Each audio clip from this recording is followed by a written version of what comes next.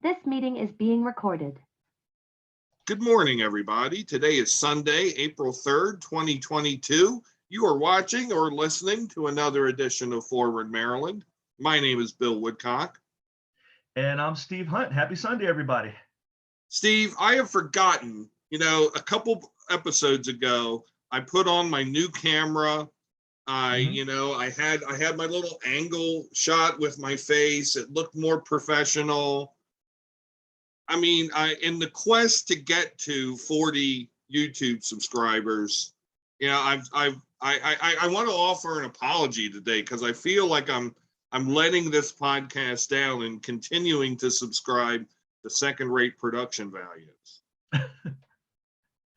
Well, hey, I'm straight out the basement, so it's not like I'm in a studio setting myself, and I am having battles as you do in the basement with lighting. So yeah, to our listeners, well, our viewers, I guess the listeners don't care because they're not seeing anything. Y'all might be lucky in that respect. But to our viewers, we're gonna keep working at this thing, and we'll get it right. Should we cozy up to some developer to give us the back room of some trendy restaurant, say once a month?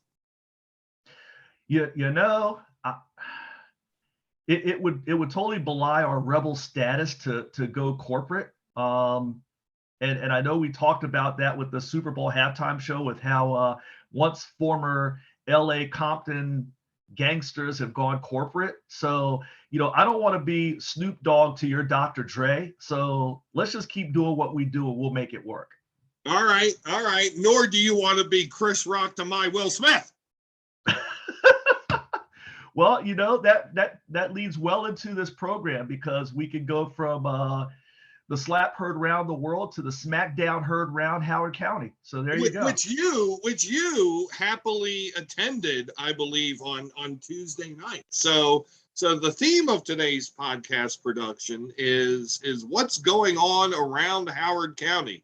And Steve, you were it would appear you were at Nerve Central of Howard County politics. I believe it was Tuesday night, right? Where the August Ellicott City and Western Howard County Democratic Club held a candidates forum that was not online. Indeed, it was in person. Tell me and all those out there in listener and viewer land all about it.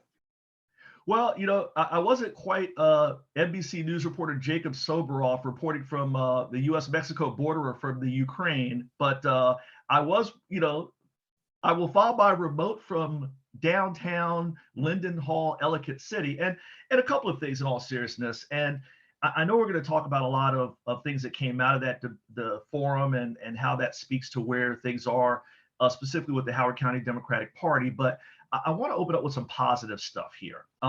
Number one, it was in person, and that was very refreshing because after a couple of years of remote, I mean, obviously 2020, there's not a lot of action in Howard County as far as races because we're on the gubernatorial cycle. But it was fun to see some folks that literally, Bill, I had not seen since the 2018 campaign in person. I had not seen a lot of folks, and that was very cool. They had a little bit of a family reunion feel to it. We'll be talking about the family in a while, but it did have that feel. So that was a number one positive. Number two, event well done by the folks at the Ellicott City and Western Howard County Democratic Club, and props to that organization, folks like James Handley, Sue Geckel. These guys don't get a lot of the chatter that you hear from, a lot of people talk about the Columbia Democratic Club, the Greater Central Committee. By the way, for the Howard County Central Committee, I heard now that there are 30 candidates for 20 positions. So, wow. Yeah, I got that on Tuesday. But the Western Howard Club they work just as hard as anybody else. And in places that aren't always friendly to Democrats. They're out in Council 5 and State Legislative 9. There's some blue, but there's some purple and a whole lot of red, and they put in work. So just want to give a little shout out to that club and the work they continue to do to get Democrats elected literally everywhere. And then the third positive before we get into the main event of the evening was the forum prior to the District 1 Council forum, and that was the candidates, excuse me, running for the Democratic nomination in State Legislative District 9A, and that would be Dr. Chow Wu. And for those of you paying attention, I know you're saying, wait a minute, you guys just had Chow Wu on a show for 13, and what's he doing there? Well, it's all about the maps, baby, and he may end up in one or the other, so he's very smartly getting into both. But also Steve Bolin and Natalie Ziegler. These guys did a great job. They represented themselves well, the party well. And in fact, Bill, at the end of the forum, they took the time to congratulate each other.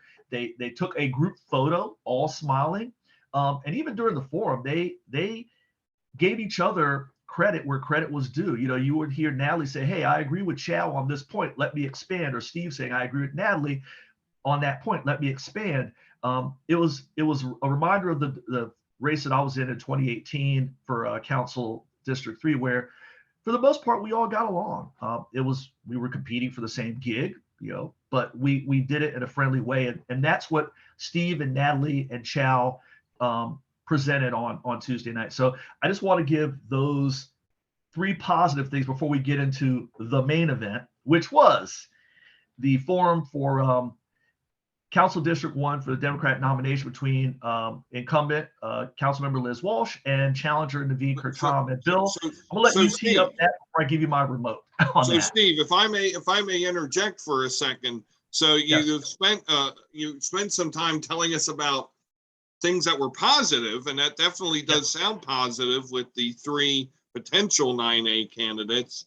Are you trying to tell me that the District 1 forum did not go swimmingly? I do have to tell that indeed, Bill. In fact, you know, we could queue up a little. Do say more. You know, we could go on. You know what? Here we go. You know, I'm going to queue up my Clint Eastwood spaghetti western of the good, the bad, and the ugly. I just talked about the good. Now we'll handle the other 2. You know, it was the District 1 race. I think most people who follow the stuff knew and still know it was going to be a nasty race anyway. It was going to be very contentious.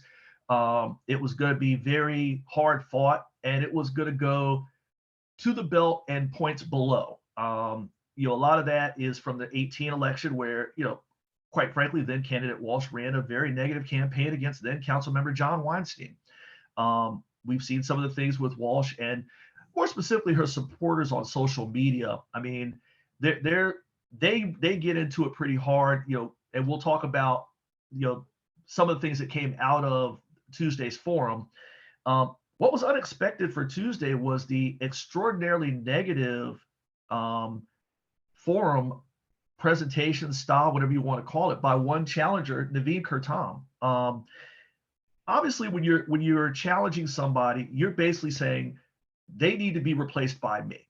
So, you know, you're trying to make a case that A, that person needs to go, and B, they need to be replaced by me. I get that. So you're going to present a contrast, but usually folks who do this, what I would consider the right way, would tee it up in the beginning and just say, hey, I'm different from this person. I have a new approach, a new vision, a new whatever you want to call it. What you don't do is what Ms. Kurtam did. And by the way, if you're out there and you're a Naveen Kurtam supporter, you don't have to go back to Naveen and tell her that Steve Hunt said this and that. I've already told her this to her face on Tuesday night. So I'm sharing no secrets here. And incidentally, I would also like to interject at this point that I believe you have invited Ms. Kurtam to join us on this very podcast several times over the past few months, and have yet to receive any response other than some amorphous stuff about what? I'll get back to you. I'll have my people call your people. Dog ate my homework. Right? Well, I mean, that's what I recall. Well, I don't think you can go to our YouTube channel and find an interview posted with Ms. Kurtam. So yeah. And the invitation is open. It's been made. Oh, there. It's actually been given. Don't dodge the issue, Ms. Kurtam. Right. Just come on the podcast and have a talk. We're friendly. Yeah. But back to Tuesday. I mean, it gets really bad, and I think it lost its effect. And I think there were points where the room was really pretty uncomfortable when every answer that Ms. Kurtam provided included an all-out assault and there's no other way to describe it, on Liz Walsh. And in my point, it almost made Liz Walsh out. You almost felt sorry for her taking all of this incoming, which, Liz Walsh is a sympathetic figure. I'm sure she doesn't want you to describe her that way. And I don't think anybody's ever described Liz Walsh as that. But that was the degree at which Ms. Curtin went after literally every answer included an attack. And it was unfortunate because, just from my own opinion on the forum, Liz Walsh was off her game, in my opinion. She did not seem to be as sharp, but certainly as she was in 18, because, whatever my thoughts on her policy positions, et cetera, I respected the way in which she was very laser focused and sharp in 2018, and how she basically prosecuted the case against John Weinstein. She was not sharp Tuesday night. And I think that would have presented an opportunity for Curtin, who, with the very notable exception of a non-answer, and I know that Walsh supporters have said, oh, she just doesn't know what she's talking about. I didn't take it that way. I took it as she knew what she was talking about. She just didn't want to answer the question, which you could say is just as bad at this point in the game. Take a position and call it a day, please. But I think the negative stuff, I think my best description was what I told somebody in a chat, and I said she snatched defeat out of the jaws of victory. I thought, with one exception, she did well on some of the policy stuff, whether you agree or disagree. She presented certainly a different vision and a different a way in which she would work with the citizens of District 1 and members of the council, et cetera, et cetera. But it's kind of, we talked about Will Smith and the event on last Sunday night. And it was almost like that, where you're not talking about the fact that Will Smith won a Best Actor Academy Award. Just think about going from Parents Just Don't Understand to winning a freaking Oscar. I mean, that's almost as good as the guy who played Wanda on In Living Color winning an Oscar, and Jamie Foxx. But nobody's going to talk about Will Smith winning an Oscar. They're going to talk about the fact that he walked up on stage and literally laid the smackdown on Chris Rock. And I think it's the same for Naveen Curtin. The talk Wednesday, the next day, was about how she was just a completely negative, as opposed to the things that she might have done well as a first-time candidate in her first night out. So that's really what I took away from the events of that evening. Well, and what you're referencing on social media, Steve, if I'm not mistaken, was a Facebook post by our friend and colleague Jason Booms that started innocuously enough, but and with a little bit of Jason's pointed commentary, as is his wont. I believe he made the comment of perhaps Ms. Curtin is running in the wrong party's primary, and then that quickly erupted into about a 70 comment lit thread on Jason's post, which grew to encompass a discussion of Liz Walsh's opposition to Councilmember Jones becoming head of the zoning board a couple years ago, where she made an ill-voiced and ill-timed comment about that a lawyer has to be the head of the zoning board, and that since he's not a lawyer, Mr. Jones, or Councilman Jones, who is in fact Dr. Jones with a PhD in mathematics, doesn't have the capacity to understand zoning laws, which then was taken as a racist comment, which I don't think it was. I just think it was a stupid comment that insulted the man's intelligence more than anything else. But racist, I'm not sure it was there, but I'm a middle-aged white man, so that's my perspective. Many others think it is racist. But we had to relive that all over again. And there were a few of us who kind of, wandered off into a little side pool and just kind of said, oh, look at all of that. Isn't that fun? I believe you and I were in that pool, in fact. So, yeah. You got into animals, I think. So, yeah, I mean, animal pictures make the world better. So that escalated quickly, in the immortal words of Ron Burgundy. I'm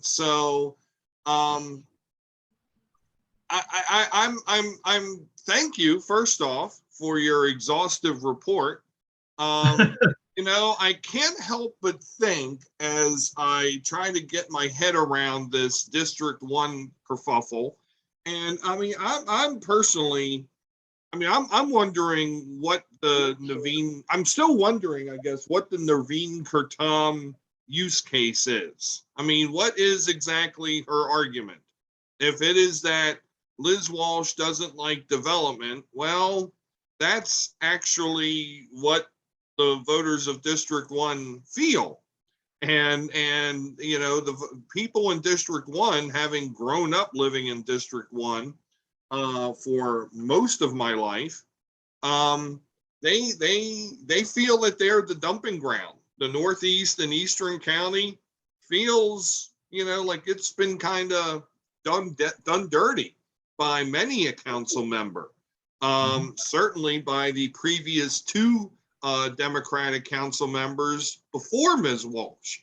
And I can even think back to our first District 1 council member, Angie Beltram, who was run out of office by saying that the county should have lawn length, lawn height regulations. So that district's always been one with a chip on its shoulder, and I'm not sure Naveen Kurtam, I'm not sure is sending the right message to that bunch of people. I also understand that she made the comment to the effect of people on the doors where she's knocking want to have more development in Howard County. Again, I'm not sure what part of District 1 that is, if she's hearing that at doors. But none of the parts of District 1 I know, which is pretty much all of it, you find people who overwhelmingly say, oh, yes, please bring more development. 10,000 more homes in our development, in our district. Please, kind lady, can you please make that our dream come true? Nobody's doing that. So I'm really wondering where she's coming from and who she's representing, because I'm not sure it's the voters she's going door to door with, which then leads me to another issue and a bigger issue.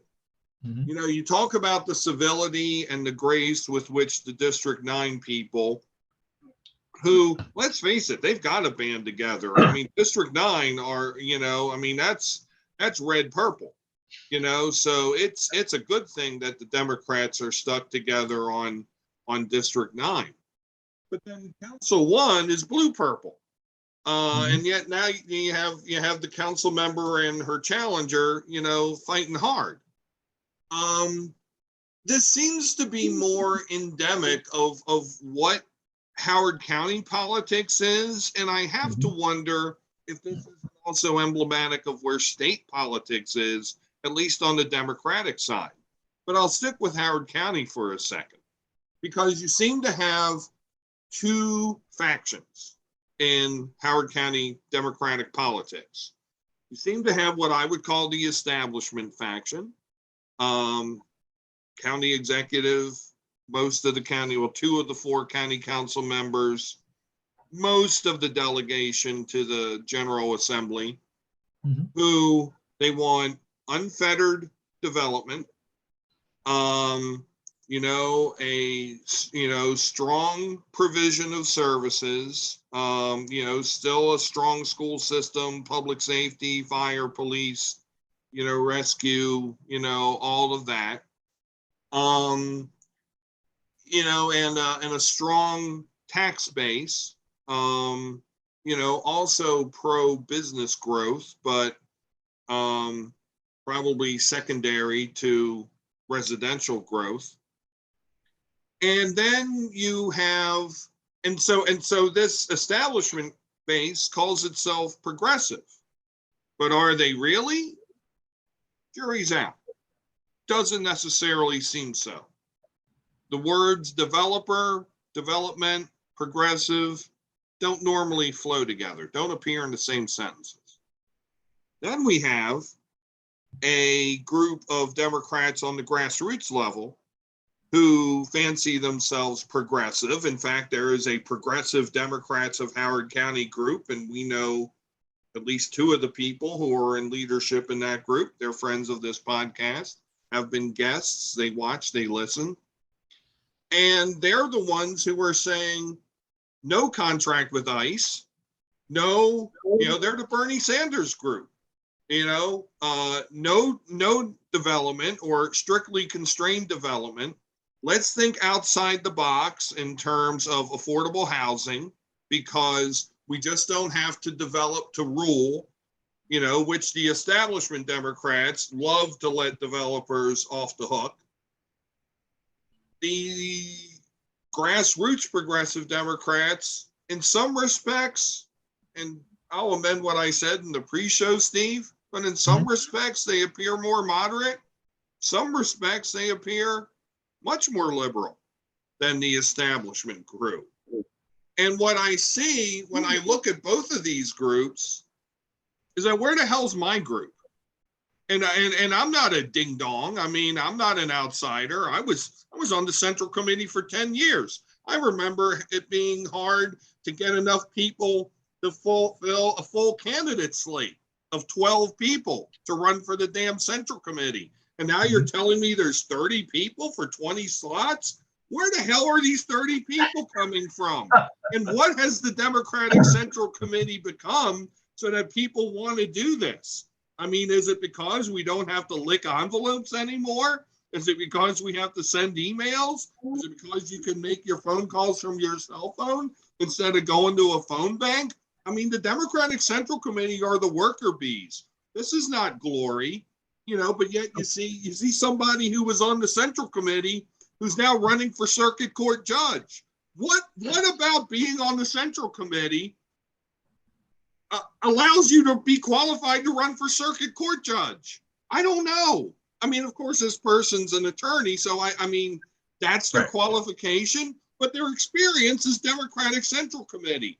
The circuit court judgeship is not a partisan race. So again, the Central Committee has like this untold authority and power that I've never heard of before. So the times they are changing in Howard County, yes, I'm not convinced they're anything for the better, because it doesn't seem that these two factions can get along. It doesn't seem that there's any third way for somebody like me, and I suspect in many cases you, and many people who we know. And then what does that let on? Well, I'm Alan Kittleman, and I'm above all this partisan politics, which he's not, and we know that, but that's not how he's going to portray himself. So people who are not insiders like you and me, people who just think that the whole lot of them are crazy and the whole thing's confusing, well, their choices will be, one, stay home, or two, seriously consider what the Republicans have to say. What I mean, what are your takeaways of this? Because as I see this, it's a friggin' can of SpaghettiOs. It's nuts. Yeah. It's a jumble.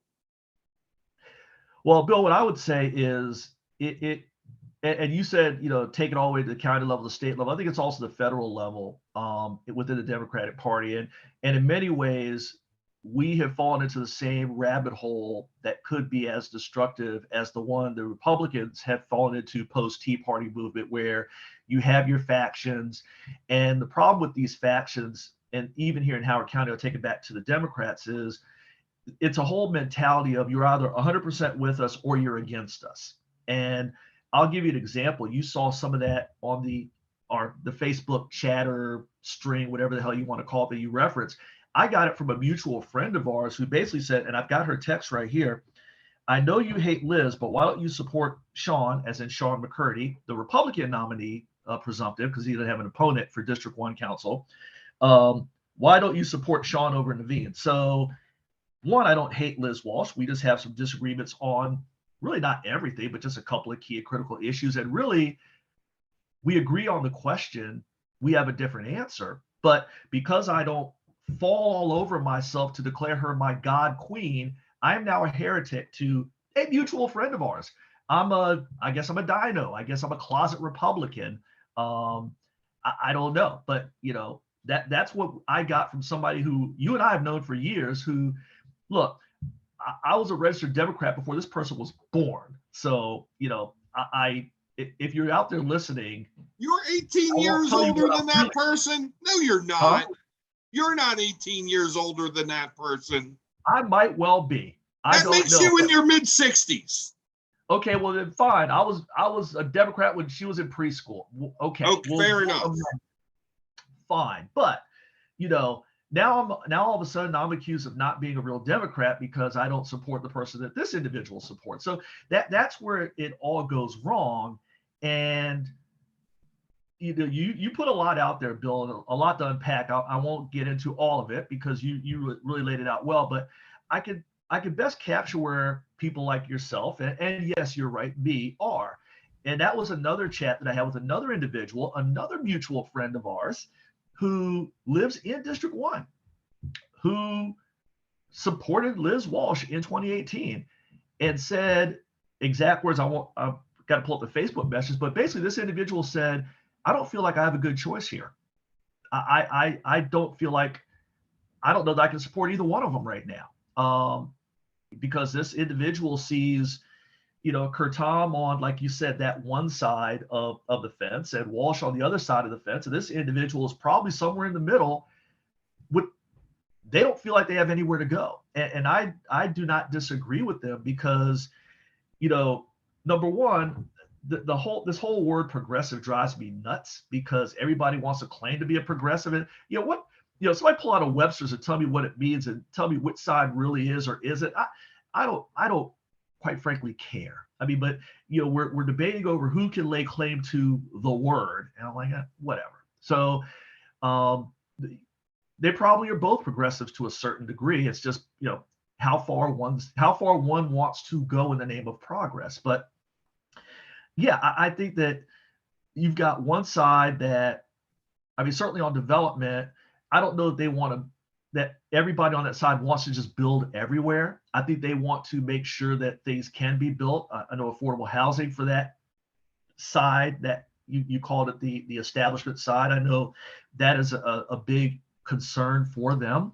I disagree with the approach of some that say we just build it wherever, because I think we've been doing that for 25 plus years and we need to have a different approach. However, the other side that you talked about, the grassroots, you called them, they want moratoriums. They want to shut it down. If you ask them what is your answer, and they really don't have one except for we need to declare a moratorium until we figure it out. It almost sounds like Donald Trump saying, what did he say one time? We need to not do anything until we can figure out what the hell's going on here. I forget what issue. That was in terms of letting Muslims into the country.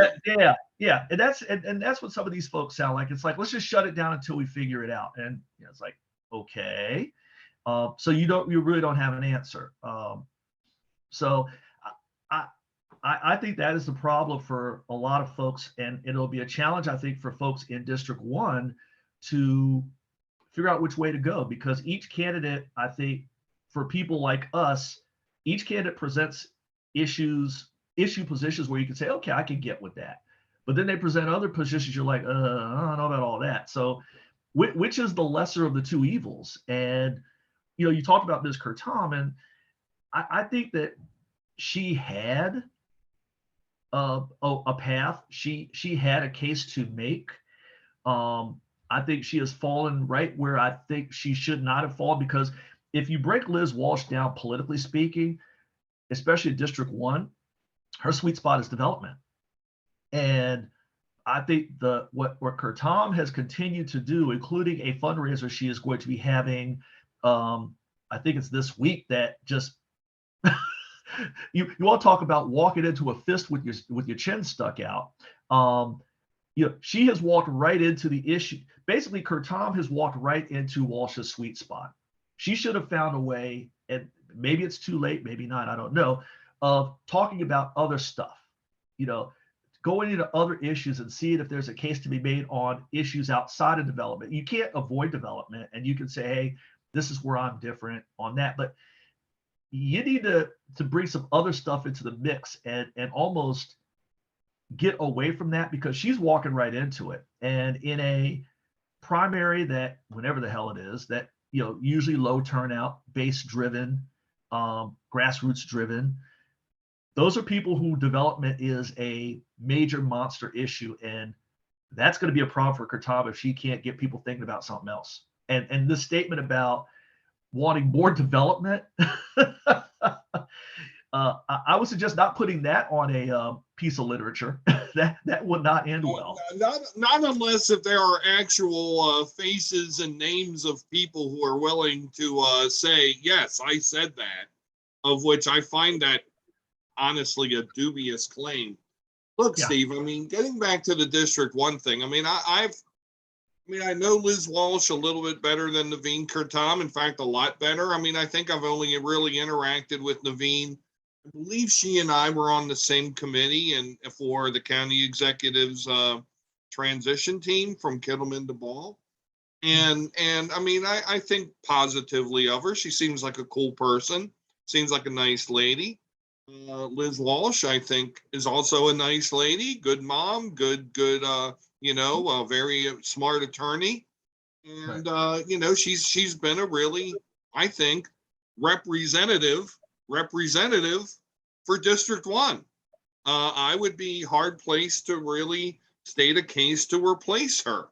Has everything she has? Does she have 100% record of being, stupendous upon every possible issue? No. Who does? No one.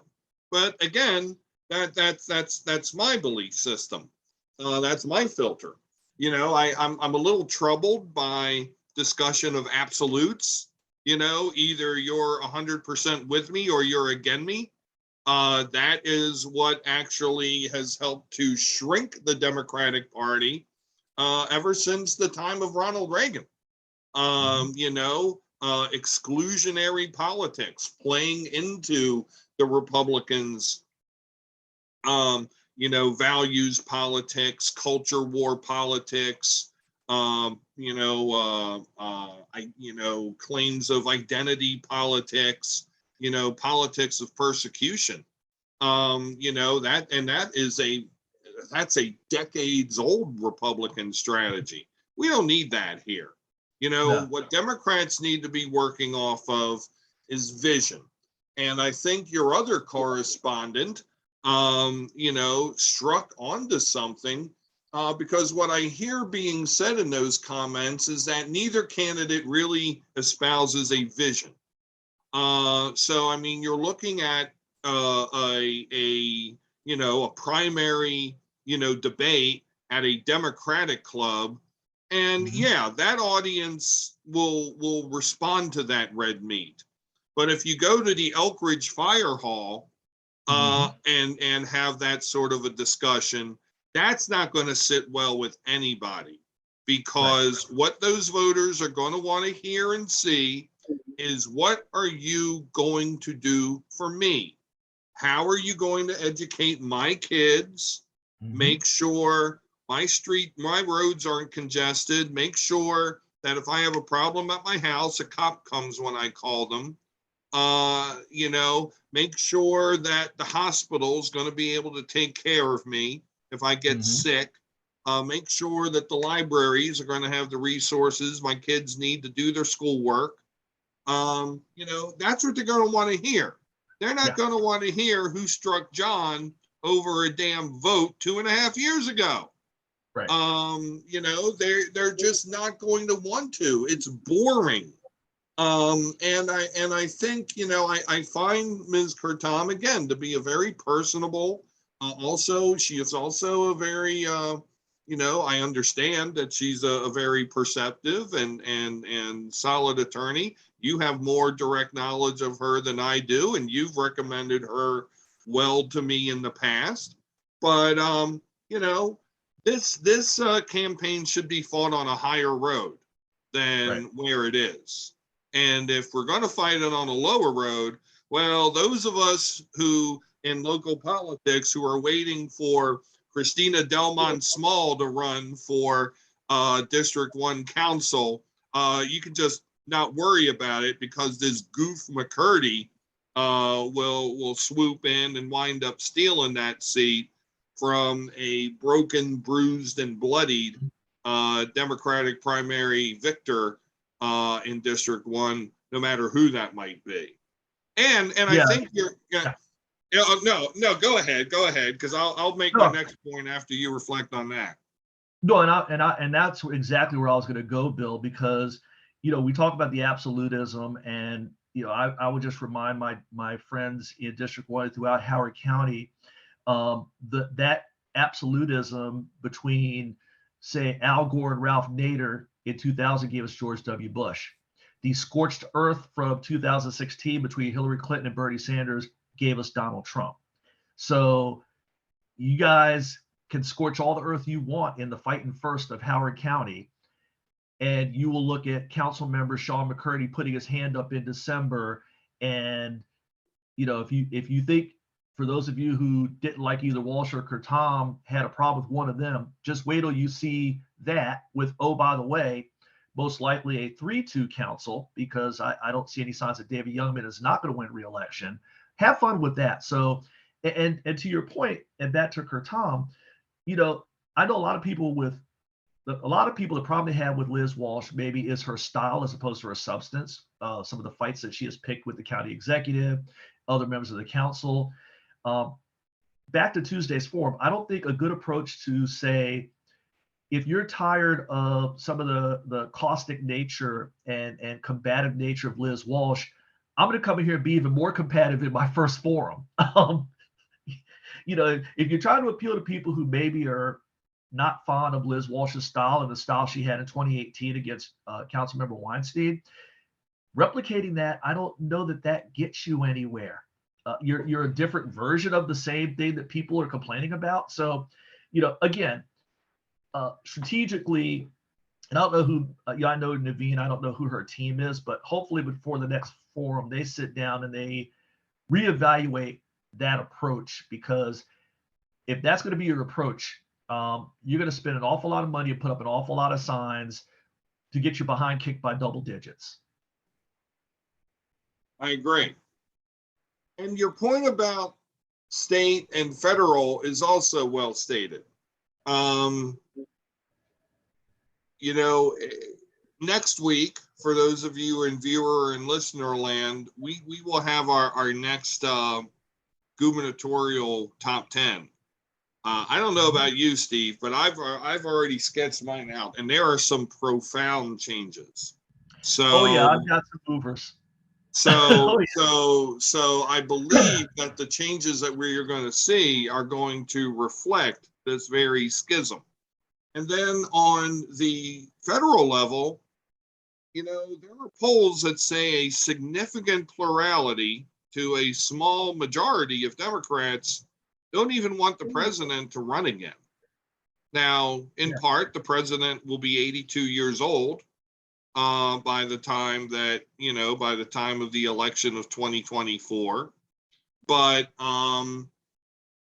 that's part of it. Part of it is performance in office. And the reason why there are performance in office issues, I believe, mostly are because of this continuing battle between centrist Democrats and more, left Democrats who are more on the left. And there's not an easy answer as to who would be running if President Biden doesn't run again. There's not a lot of love for the VP. Secretary Buttigieg is touted as another candidate. If she's elected governor of Georgia, Stacey Abrams immediately vaults into the top tier of potential candidates for 2024. And I was thinking yesterday about, we're talking about the Democratic Central Committee. Hell, what was there at one point? Like 27 candidates for president in 2020 on the Democratic side? I mean, you could see all the bets come off, and everybody run. And you make a very potent point. When Democrats are divided, Republicans win. and that going back now to our scope, which is more local and state, there are lots of cases where that's been true. The election of Governor Hogan, the election of Governor Ehrlich. I would argue the election of County Executive Kittleman. The election of County Executive Kittleman, a number of other county executive candidates in the state. I'm thinking about going back to think about people like Roger Hayden. There's a blast from the past in Baltimore County. Thinking about how a Steve Shue in Anne Arundel County. Yep. These people get traction because we're divided. And the last thing I want to say about the county council, the Anne Arundel had on its council that nutball who was part of the Southern Party. I forget that guy's name. Yeah. But there's council member Kirby DeLauder out there in Frederick, and he's running to be on the council again. And he's every bit as crazy as that nutball and a Dan Cox, January 6th supporter. Mm-hmm. And this McCurdy guy doesn't strike me as being but about a stone's throw away from that, if that far. So those of you who think it can't happen in Howard County, think again, because it can. Yeah. Oh, it certainly can happen in that district. And by the way, just my national comments that you mentioned, what might happen with the president in 2024. I won't get into my counter arguments as to what those people who don't want him to run for re-election are thinking and performance in office. I think he's done a great job overall. I think there's some things here and there, but I don't think it could have went better under the circumstances he came in under. But I would just very quickly say the worst thing that could happen to the Democratic Party right now is if Joe Biden doesn't run for re-election, because I think right now he's the only thing keeping this thing together. I think at the end of the day, they would support him. And especially if Donald Trump makes his promised comeback, or if he doesn't, we get Ron DeSantis, which is Trump, a younger version. But anyway, that's just my national. I think that if you want to hold on, if you're a Democrat, you better hope that Joe Biden has one more left in him, because you're right, nobody's scared of the VP, so it would just be a total cluster. But back to Howard County, everything you said is absolutely correct. I think that, I could certainly see, for example, if Kurtam won that race, I could see Walsh supporters not backing her in the general election. I don't think it's the other way around. I think Kurtam supporters would hold their nose and support Walsh, but I don't think it would go the other way. I think the absolutism is on the Walsh side and some of her supporters. And I think that they would either sit it out or maybe even vote for McCurdy, because his position on, say, development is in line with theirs. And he absolutely has a path. And the path is the scorched earth left behind from this primary. So you're absolutely right. And that could carry over to maybe even the county executive's race. So hopefully the Dems can get their act together. Let's run a good, clean race, both the candidates. Not that Walsh, I said she was off her game, but there was not a negative word said by Liz Walsh. So I have to make sure I give credit where credit is due. She played it straight. So I want to note that she was not part of the negativity. It was all on the Kurtam side. Hopefully Kurtam will flip the script on that and run a positive campaign going forward, and let the people decide based on the issues and policy and where each candidate stands. I don't know that that's going to be the case. I think I might be dreaming there. The Walsh supporters certainly are going to try to demonize Kurtam to the next level, but be careful what you wish for. You just might get it. And what you might get is Sean McCurdy. It keeps being obvious to me, Steve, that the Mayfield Woods Middle School PTSA will care about significantly different issues than the Ellicott City, Western Howard County Democratic Club. Yeah. In fact, I'm not even sure from your reporting that the members of that Democratic club who were there in attendance the other night really cared about the issues that were brought up. So I'm sure there were some who were like, God help us. And I think I would have been one of them had I been there.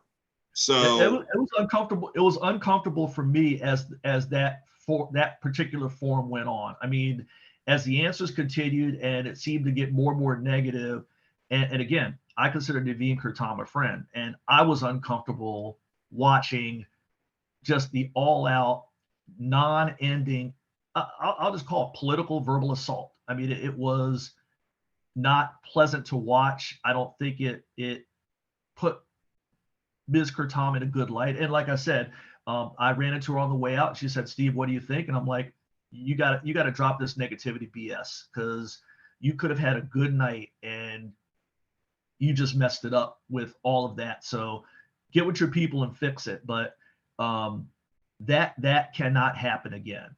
And that was just my advice to her when she asked me the question, because like I said, it was uncomfortable because of the level and intensity, and every answer had it. So. Well, Steve, I think we've put one in the books today. You got anything else? No. Next week we'll look at the gubernatorial race, the top 10. You were absolutely right, sir. I've got changes too, because there's been a lot of developments, including a recent development, yet another endorsement for one Westmore. And so, yeah, this thing is shaking up, and I think it's starting to become clear who has a legit shot, who has a path. And there are going to be some people on the back end of the top 10 who are there only because we need to name 10 people. But realistically, it's not going to happen. I think on the Dem side, there might be 4 that you could still make a case that have some sort of shot. The Republicans, obviously, there's only 2 anyway, but I say 2 legit. I don't count Ficker. But so yeah, next week will be interesting, and we'll find out, if we're going to have the primary dates, the filing deadlines. I'm looking forward to that. I'm sure we'll chop that up as far as where the money is and who's bringing in what, and we'll go from there. But hopefully these maps get solved so we can move forward. Please let's settle on that. The candidates need to be able to know where they're running and where to focus. Let's go. Come on, state of Maryland.